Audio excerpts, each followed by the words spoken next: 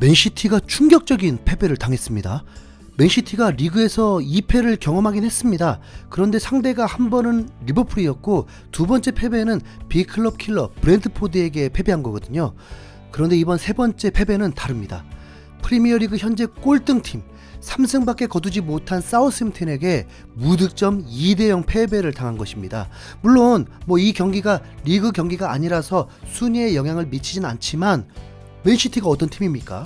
트래블 이상을 항상 노리는 맨시티, 스쿼드가 A, B 팀을 나눠도 우승 후보가 되는 맨시티인데 사우스햄튼에게 이 실점 패배를 한 것은 상상도 하지 못했죠. 맨시티 무득점은 리버풀전 이후 처음입니다. 거기다 요요시티 제로 경기는 2018년 4월 리버풀과의 챔피언스리그 경기에서 0대3 대패 이후 처음 있는 일입니다. 어떻게 이런 일이 벌어졌느냐? 우선 사우스햄튼 핵심 미드필더 워드 프라우스의 경기 후 인터뷰에서 우리의 위치에 있을 때 매 경기는 모두 힘듭니다.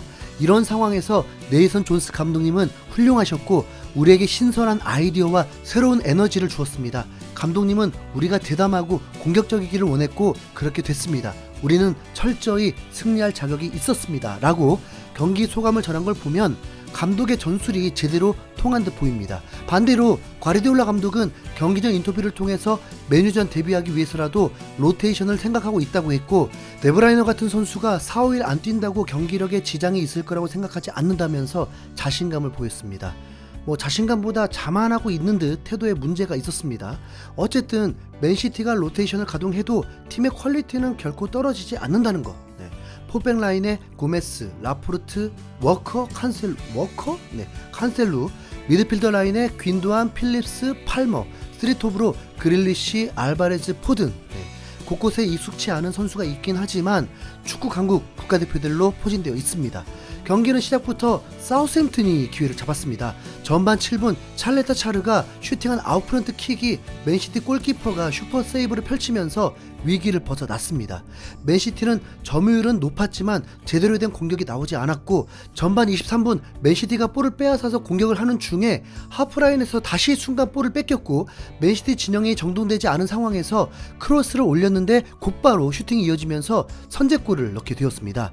살짝 한일 월드컵 폴란드전 황선홍의 골이 연상되기도 했습니다. 이때 분위기 맨시티에게 득점을 했다는 기쁨으로 팬들의 열광을 하고 선수도 기뻐했지만 그냥 느낌상 이대로 끝나지 않을 것을 아는 듯한 세레머니였습니다. 그런데 이게 무슨 일입니까? 사우스햄튼은 4분 뒤에 또 엄청난 추가골을 성공합니다. 제네포가 볼을 몰고 들어가다가 맨시티 골키퍼가 골대에서 멀어져 있는 것을 보고 30m 거리에서 가볍게 중거리 슛으로 골키퍼를 넘기면서 득점에 성공한 것입니다. 전반전이 0대2라 하더라도 맨시티는 지원이 많고 과거 퇴장을 당하고도 상대팀을 이겨버리는 맨시티이기 때문에 또 무슨 일이 생기겠지 했습니다. 과르디올라 감독은 곧바로 후반전에 데브라이너 출격시키고 10분 뒤 홀란까지 투입하면서 계획이 틀어졌지만 결코 이 경기 패배하지 않겠다는 각오로 뒤늦게 에이스들을 출격시켰습니다. 에이스들만 교체 출전시킨 게 아닙니다. 반대로 전반전 답 안 나오는 선수들을 다 바꿨습니다. 중앙 미드필더로 나온 팔머는 앞으로 출전하기 어려울 듯한 활약이었고 필립스도 전혀 위력적이지 않았습니다. 월클 윙백이었던 워커를 센터백을 세우고 결국 탈이 나자 바꿔버렸고 고메스라는 수비수는 전반 40분에 드로잉의 기본도 모르는 페이크 드로잉을 선보이면서 되려 파울을 범했습니다. 0대2로 뒤지고 있는 상황에서 황당 파울까지 범하니까 과르디올라 감독이 속이 터지겠죠. 다 바꿨습니다.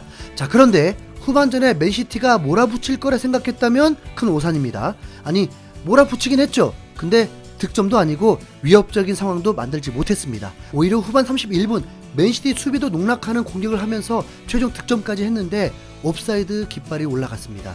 홀란은 슈팅 같지 않은 슈팅 한 개가 전부였고 평점 5.9점을 받았고 데브라이너는 슈팅 하나 없이 평점 6.1을 받았습니다.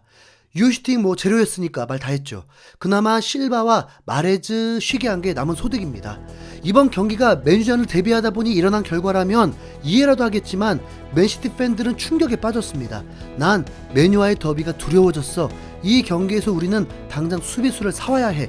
30억 파운드를 쓰고도 사우스햄튼에게 패배라면 당장 조사해야 돼. 워커가 센터백이었어. 이게 말이 돼? 우리는 돈을 합리적으로 사용해야 돼. 우린 주말에 망하게 될 거야. 사우스햄튼은 2부 강등 준비하고 있었는데 과르디올라의 기바람이 더 무서워 워커를 센터백으로 쓸 정도라면 귄도안은 이제 팔아버려. 과르디올라 감독 부임 후 이런 최악의 경기는 처음 봐. 선수들조차 위치를 잃어버렸어. 등등. 과르디올라 감독은 논란 없는 완패를 인정하는 인터뷰를 했을 뿐입니다. 맨시티는 모든 대회에서 살아남아 있었다 보니 그만큼 과부하인 것은 맞습니다. 실제 선수들이 피로를 호소하기도 했다고 합니다. 하지만 그걸 대비해서 그 많은 돈 쏟아붓고 스쿼드를 강하게 만든 건데 상황 없는 팀이 어디 있겠습니까? 결과가 이렇게 되고 나니 토트넘이 살짝 아쉽습니다. 카라바오컵 4강 대진이 맨유 대 토트넘, 뉴캐슬 대 사우스햄튼이 되면서 이런 대진 운만 좋았다면 카라바오컵 결승도 가능할 수 있었는데 그냥 포기하듯 일찌감치 탈락했으니까. 맨유는 황희찬의 소속팀 울버햄튼과 4강전을 치를 뻔했습니다. 8강에서 황희찬이 80분을 뛰고 승부차기까지 간 끝에 패배하면서 4강 진출이 무산되었습니다. 현재 강등권에 처해 있지만 최근 울버햄튼 분위기가 살아 올라갈 분위기라서 이거 황희찬 시대에 열어지나 했지만 5번째 키커를 짜리몽땅한 어린 선수에게 맡겼고 제대로 선방에 막히면서 탈락하고 말았습니다. 경기가 종료된 후에는 선수들끼리 몸싸움이 벌어지기도 했습니다. 황희찬에게도 2번의 결정적인 찬스가 왔었는데 희찬아, 황희찬이 영웅이 되지 못했습니다. 맨유는 승승장구입니다. 과르디올라 감독이 맨유가 상황이 좋지 않았을 때도 맨유도 우승 후보라고 했었는데 현재 8연승을 달리고 있는 데다 카라바오컵은 우승 확률도 매우 높고 이번 주말 맨시티와 홈경기에서 분위기 끌어올려버리면 리그 1, 2, 3등은 거의 정해져 버린 것입니다. 그럼 챔스 진출권은 단 한 자리 남잖아요. 토트넘은 현재 3위 뉴캐슬을 잡는 문제가 아니라 저 아래에 있는 B클럽 두 팀이 언제든 치고 올라올 수 있기 때문에 살얼음 판입니다. 특히 첼시는 선수들 부상 이탈에 밑빠진 상황에서 계속 물을 붓고 있습니다. 주앙 팰리스를 임대로 데려왔으니까요. 설마 토트넘이 가만히 있을 리는 없겠죠. 토트넘은 아스날과의 빅매치를 앞두고 있는데 분위기는 어떻게 이 상황에서 아스날이 이기겠느냐는 분위기입니다. 거기다 그 다음 경기는 맨시티다 보니까 토트넘의 운명이 1월에 결정될 수 있다고 봐도 과언이 아닐 것입니다. 이미 주사위는 던져졌고 아스날 맨시티전 일정 사이에 토트넘에서 꼭 필요하다는 선수가 합류할 리는 없습니다. 지난 시즌 1월은 손흥민이 부상으로 이탈했던 상황이니까 그보다는 나은 상황이잖아요. 함께 희망을 갖고 토트넘 경기장 속 관중이 되어서 힘차게 응원해 봅시다.